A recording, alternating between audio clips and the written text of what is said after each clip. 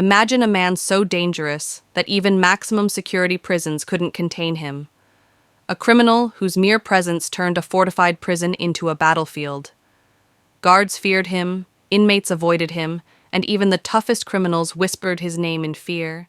His crimes were so brutal, so unthinkable, that society had no choice but to lock him away forever. But what happens when even prison walls can't stop a monster? This is the story of a man whose violence didn't end with his arrest.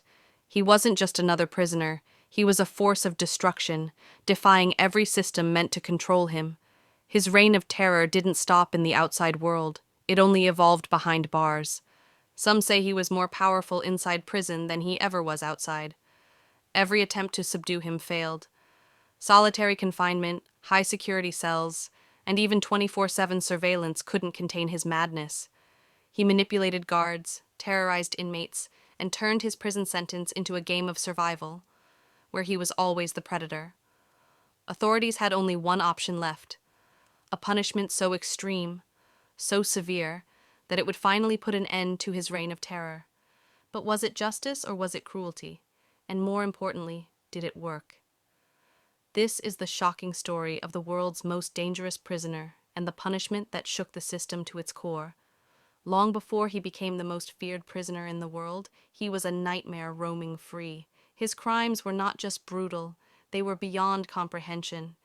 He didn't just kill, he tortured, mutilated, and left messages at his crime scenes, daring the authorities to catch him. He thrived on chaos, and each act of violence was more horrific than the last authorities first linked him to a string of brutal murders that left entire communities in terror. Victims were found in gruesome conditions, their bodies bearing signs of unspeakable torture. Some were killed in their own homes, others kidnapped and never seen again, except for the chilling evidence he left behind. Police had no doubt they were dealing with a psychopath who had no regard for human life. But he wasn't just a killer, he was a master manipulator. He blended into society, changing identities, using disguises, and even taunting investigators with letters. Despite nationwide manhunts, he always seemed one step ahead. His downfall came after he made one mistake, underestimating his victims. One survivor, left for dead, managed to escape and identify him. With this new lead, law enforcement launched a massive operation.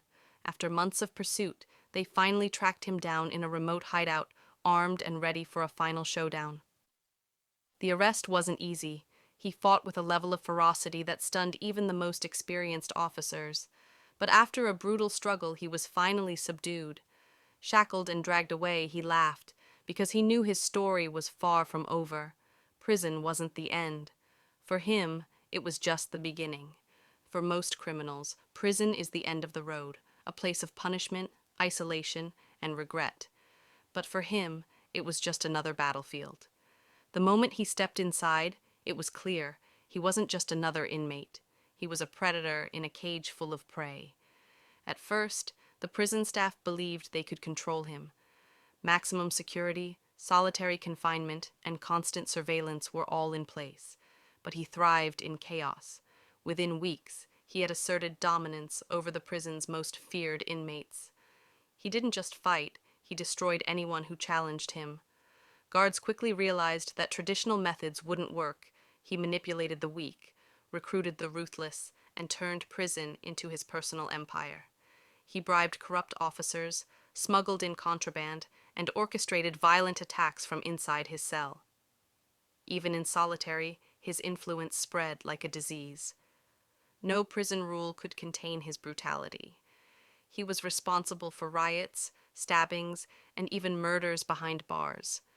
Fellow inmates either feared him or followed him. No one dared to cross him.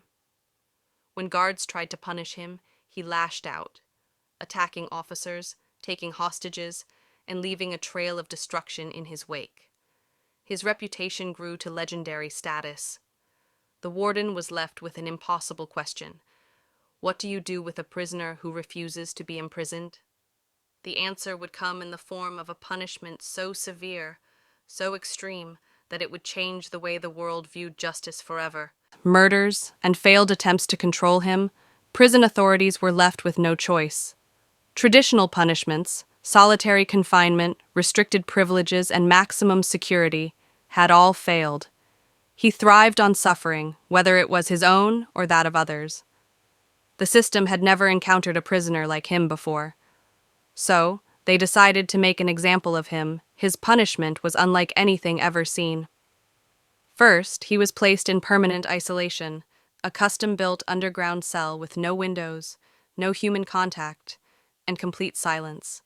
No books, no letters, no television. Just 4 concrete walls and endless darkness.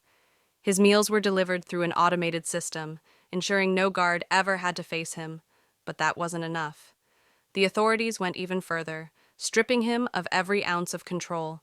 He was monitored 24/7, with motion sensors detecting his every move. He was denied all forms of communication, no phone calls, no writing materials, nothing that could let him influence the outside world.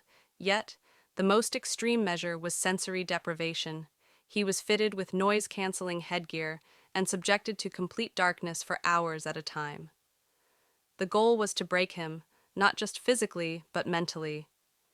Many questioned the morality of such punishment. Was it justice, or was it torture? Some argued he had pushed the system too far, forcing authorities to respond with equal cruelty. Others believed no punishment was too extreme for a man who had caused so much suffering. But the real question remained, would this punishment finally stop him? Or had they just created an even greater monster? At first, it seemed like the punishment had worked. The world's most dangerous prisoner had finally been silenced. With no contact, no influence, and no means of escape, he was erased from society. The prison system declared victory, believing they had finally contained the unstoppable. But the reality was far more complicated. Inside his dark, silent cell, something terrifying was happening. He wasn't breaking. Instead of losing his mind, he adapted. He found ways to endure the isolation, using his own thoughts to entertain and strengthen himself. Despite the extreme measures, guards reported that he remained eerily calm. Even without a voice, his legend grew. Stories about him spread through prisons, turning him into a myth, an untouchable force who had outlasted the system itself.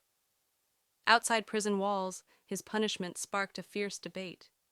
Human rights activists condemned it, calling it psychological torture, an inhumane experiment that violated the very principles of justice. Others argued that society had no other choice. This man was beyond rehabilitation, and extreme crimes required extreme measures. His case led to major reforms in the prison system. Some facilities introduced stricter solitary confinement rules, while others reevaluated their approach to handling the most violent criminals. But one question lingered. What if another like him emerged? Would the system be prepared? Or had they merely set the stage for something even worse? In the end, his punishment didn't just change one man. It changed the way the world viewed justice, power, and the limits of human endurance. And as long as his story lived on, one terrifying truth remained. Monsters like him don't disappear. They wait.